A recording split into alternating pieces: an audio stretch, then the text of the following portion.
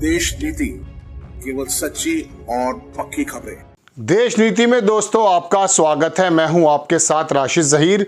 प्रधानमंत्री जी उत्तर प्रदेश के संबल में थे कल, और वहां पर जो उनका वक्तव्य दिया है वो देश के बड़े बुद्धिजीवियों का चर्चा का विषय बना हुआ है। क्यों, बताता हूं आपको। देश ने अब से पहले जब भी देखा है कि सुप्रीम कोर्ट के जो भी फैसले आए, एक अच्छे पत्रकार हैं, बड़े पत्रकार, वो ये कह रहे थे कि प्रधानमंत्री यानी कि सरकार के पक्ष में आए।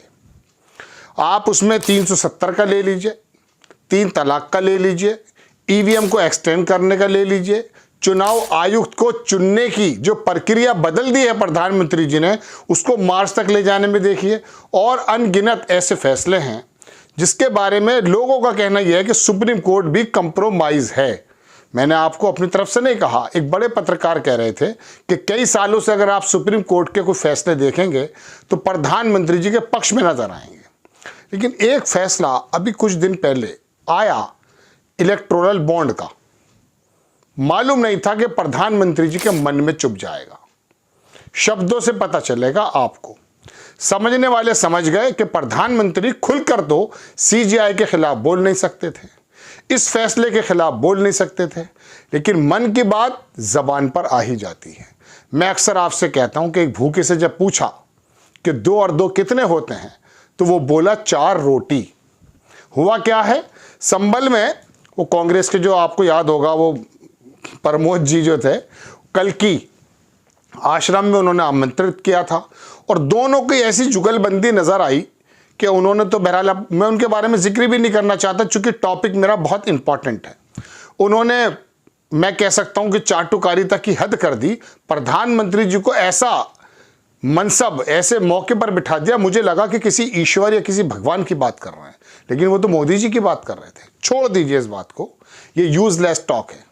मैं आपको इंपॉर्टेंट टॉक ये बताने आया हूं कि प्रधानमंत्री जी को जब देने लेने की बात हुई तो प्रधानमंत्री जी ने कहा कि दौर कुछ इस प्रकार का है कि अगर कृष्ण को सुदामा कुछ चावल दे देगा तो उस पर भी पीआईएल डल जाएगी।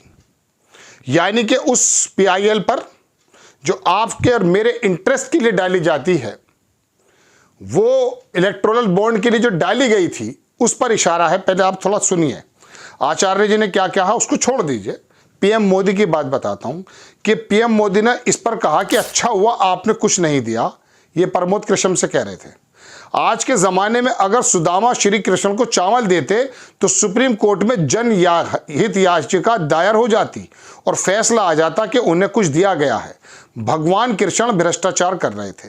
ऐसा लग रहा है था कि आजकल के धाम में कृष्ण और सुदामा का संवाद चल रहा हो। ये एक और दूसरे चाटुकार नए नए बने, वो बता रहे हैं बात। मैं तो आपको सिर्फ वो बताना चाहता हूं कि जो प्रधानमंत्री जी ने कहा है।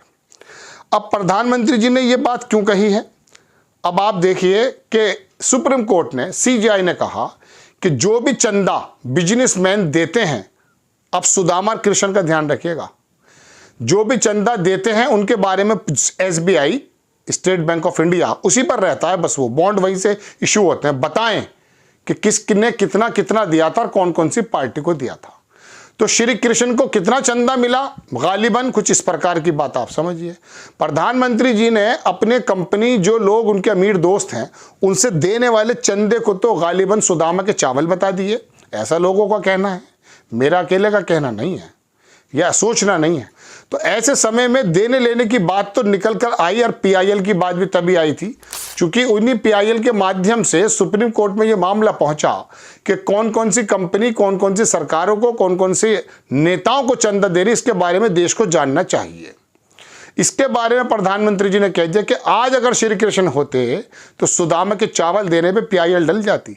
प्रधानमंत्री जी जब देश के पक्ष में, आपके पक्ष में, सरकार के पक्ष में ये सीजेआई सुप्रीम कोर्ट फैसला कर रही थी, बाबरी मस्जिद का हो, 370 का हो, दुनिया भर की चीज है, तब आपको कोई प्रॉब्लम नहीं थी। लेकिन आज एक फैसला सिर्फ वो तो इसलिए आया है कि आपके अमीर दोस्तों से आपको कितना पैसा मिला है, और आपको ही नहीं, तमाम नेताओं के और तमाम पार्टी के बारे में आपको इतना चुभ गया। आपने श्री कृष्ण और सुदामा की मिसाल देते हुए उनके लेन देन को, जो आपने सुप्रीम कोर्ट के इस मामले में डायरेक्टली नहीं कहा दोस्तों, लेकिन पीआईएल और देने लेने की जब बात आई तो हाल ही में यह फैसला आया। तो इतना ज़्यादा बुरा लग गया। अब लोगों का कयास ये भी बन रहा है, लोग बात न्यूज़ भी बना रहे हैं कि अब ये कोई ना कोई बीच का रास्ता निकाल आएंगे ताकि उन बिजनेसमैन्स का, उन कंपनीज का पता ना चले कि भारतीय जनता पार्टी को किस किस ने कितना कितना चंदा दिया है। 16,000 करोड़ रुपया बताया जाता है, 10,500 करोड़ के करीब बताते हैं, 10,000 से ऊपर वो भारतीय जनता पार्टी को मिला है। इस चावल में और अमीर दोस्तों के 10,000 करोड़ के चंदे में तो बड़ा फर्क है मोदी जी। आपने क्या मतलब देखिए तो सही, इस धर्म की मिलावट देश के चलाने के अलावा, लोकसभा और विधानसभाओं के अलावा, आपको और मुझे बांटने के अलावा चंदे के अंदर भी धर्म के अंदर ले आए। अब आप कहेंगे साहब मोदी जी ने इतने साफ साफ तो कहा नहीं है, लेकिन लोग बता रहे हैं, डिस्कस कर रहे हैं। पीआईएल का जिक्र है, यानी कि जिन लोगों ने पीआईएल डाली थी वो गोया के ऐसे हैं जो कृष्ण और सुदामा के इस रिश्तों को दागदार बनाना चाहते हैं, आपके और उन बिजनेसमैनों के रिश्तों को दागदार बनाना चाहते हैं। तो दर्शकों, बात यह है कि इशारों में प्रधानमंत्री जी ने जो अपने दुख की, अपनी पीड़ा का बयान किया है, उसके बारे में सोचना यह है कि जब आप बाबरी मस्जिद के बारे में फैसले के आपके नेता कहते हैं कि हमने बनवाया है, उस समय तो आप सीजीआई के फैसले को बहुत एक्सेप्ट करते हैं। लेकिन यहाँ एक छोटा सा बयान, वो 10,000 12,000 करोड़ की कोई औकात नहीं है दोस्तों। यहाँ तो लाखों करोड़ों डॉलर का गेम है। एक चुनाव में कितना पैसा खर्च हो जाता है ये तो आप अंदाजा भी नहीं कर सकते। ये तो वो खर्च है 75 लाख रुपए पर सीट जो कि चुनाव आयोग से है। वो जो हजारों करोड़ रुपया इधर से उधर हो जाता है, चीफ मिनिस्टर बनने के लिए अलग आरोप लगते हैं, कर्नाटक के, उत्तराखंड के बहुत आरोप लगे हैं, वो तो आपको मालूम ही नहीं है। हम तो दरअसल बात जो कर रहे हैं ना आपसे, वो बात कर रहे हैं जो हमारे सामने चुग्गा डाल दिया गया है। दरअसल कितने पैसे का लेन देन है। एक व्यक्ति 2014 से पहले जो 60,000 करोड़ रुपए का मालिक था, आपका दोस्त कहा जाता है, वो दुनिया का दूसरे नंबर का पहुंच गया कोरोना के बाद 2, 5, 10 साल में। इतनी भयानक तरक्की हमारी नज़र में तो आई नहीं है। जय शाह के बेटे की तरक्की हमारी नज़र में तो आई नहीं है। तो अब आपको ये फैसला अजीब लगा कि पीआईएल डाल देता अगर कृष्ण जी के समय होता, कोई इस समय अगर कृष्ण जी होते। खैर दर्शकों, बात यह है कि अब ये सीजीआई के उस फैसले पर, और एक इधर मोदी जी और उनके तमाम दोस्त, या सत्ता और उनके तमाम दोस्त जो उनको चंदा देते हैं, उनकी पोल खुलने वाली है। उस बात की कसक आपके सामने प्रधानमंत्री जी ने धर्म का लबादा उड़ते हुए बताई है। आपको खबर कैसी लगी अपनी राय कमेंट्स बॉक्स में ज़रूर दीजिएगा। चैनल को सब्सक्राइब कीजिएगा, शेयर कीजिएगा। नेक्स्ट टाइम किसी खबर के साथ हाजिर हो जाता हूँ। जय हिंद।